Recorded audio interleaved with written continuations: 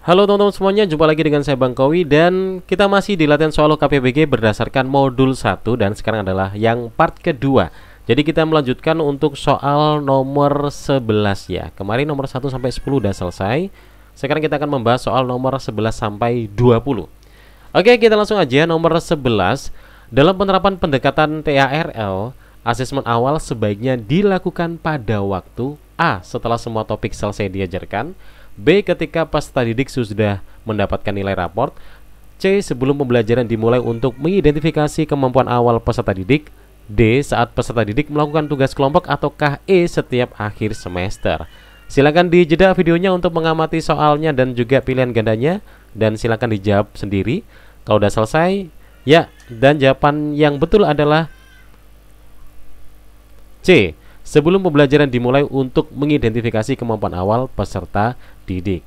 Ya, jadi alasannya adalah asesmen awal merupakan langkah krusial dalam pendekatan TARL karena digunakan untuk mengetahui titik awal kemampuan peserta didik sebelum pembelajaran dilakukan, bukan setelahnya. Kita lanjut nomor 12.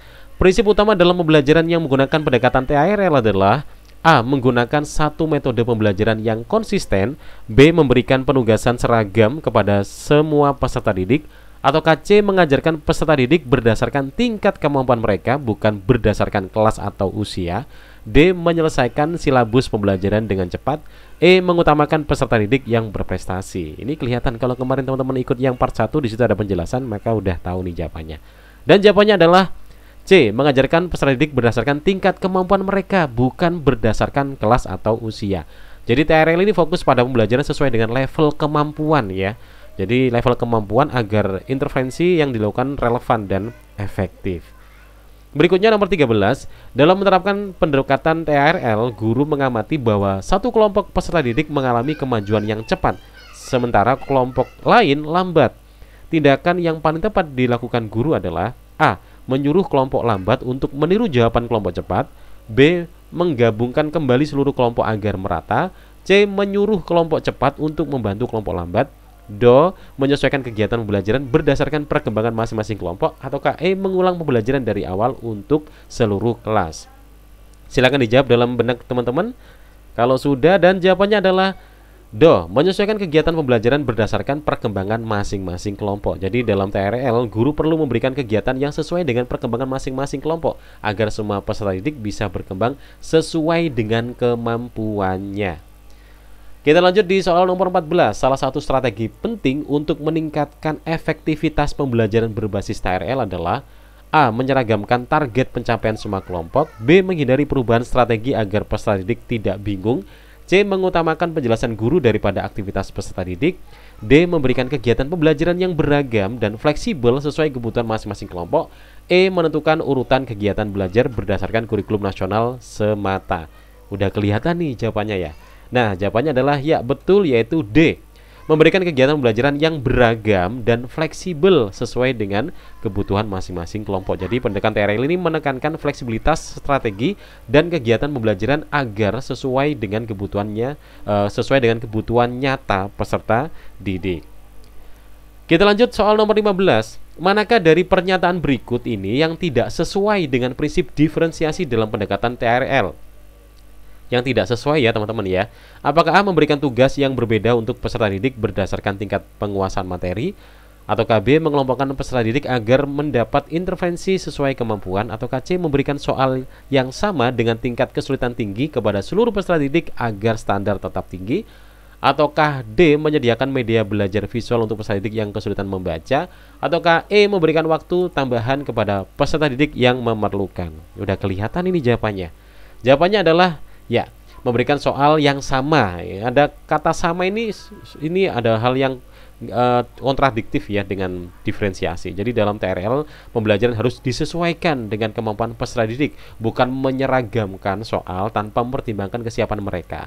Jadi prinsip diferensiasi justru menyesuaikan agar semua peserta didik dapat belajar secara efektif. Kita lanjut nomor 16. Dalam pendekatan CRT ya, CRT atau CRT, peran penting guru dalam menciptakan lingkungan belajar yang inklusif adalah memberikan materi pelajaran tanpa mempertimbangkan keberagaman peserta didik, B. Mendorong peserta didik untuk menyesuaikan diri dengan budaya mayoritas, C. Menghargai dan mengakomodasi perbedaan latar belakang budaya peserta didik, ataukah D. Menggunakan satu metode belajar untuk seluruh peserta didik, ataukah E. Menekankan keseragaman sikap dan pandangan dalam kelas. Udah kelihatan ya? Dan jawabannya adalah ya, yang C. Menghargai dan mengakomodasi perbedaan latar belakang budaya peserta didik. Ya, jadi ini tentang culture, tentang budaya ya. Jadi guru yang menerapkan prinsip culture atau CRT akan memastikan bahwa setiap peserta didik merasa dihargai, diterima, dan dilibatkan melalui pendekatan yang mempertimbangkan keragaman budaya mereka. Nomor 17, salah satu strategi pembelajaran yang sesuai dengan pendekatan CRT adalah memberi tugas esai yang sama tanpa melihat latar belakang peserta didik, mengaitkan materi pelajaran dengan kebiasaan atau cerita lokal dari budaya peserta didik. Kemudian yang C, menekankan pada pencapaian akademik saja. D. Menyajikan contoh dan ilustrasi yang bersifat universal saja. Atau E. Menggunakan satu bahasa pengantar saja selama proses pembelajaran. Ini udah kelihatan ya. Oke, udah nemu jawabannya.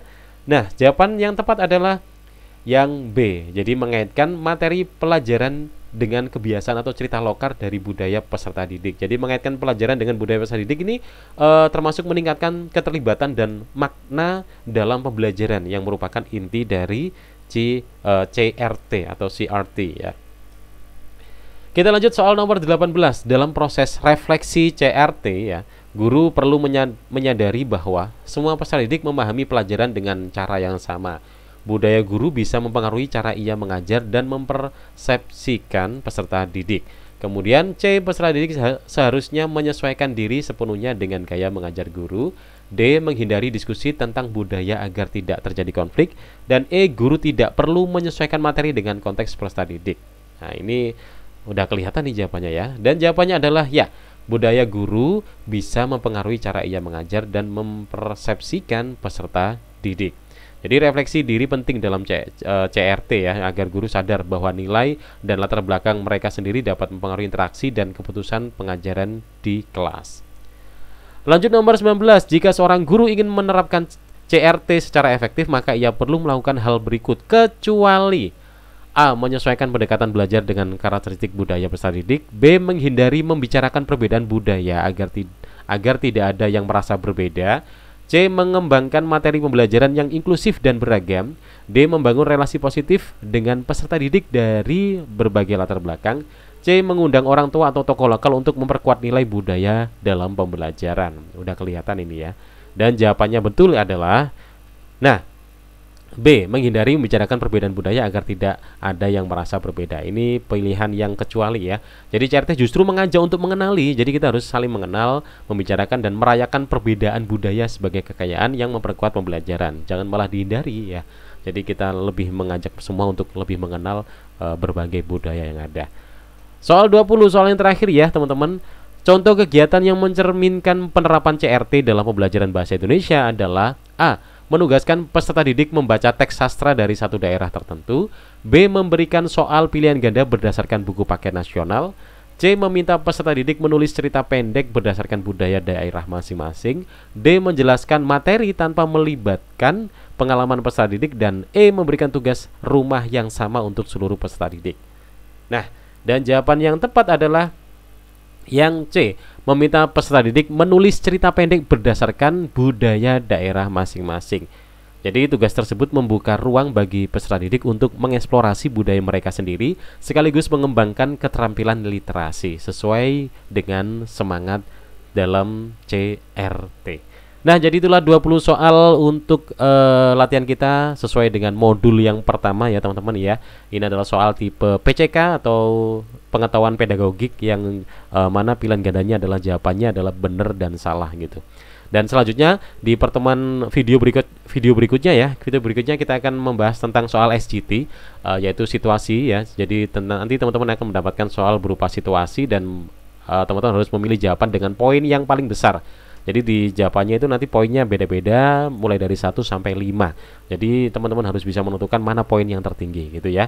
Kita akan membahasnya di video berikutnya ya teman-teman ya. Untuk soal SJT untuk pembahasan sesuai dengan modul yang ke-1 yaitu pembelajaran mendalam dan asesmen umum ya, yang meliputi 4 aspek.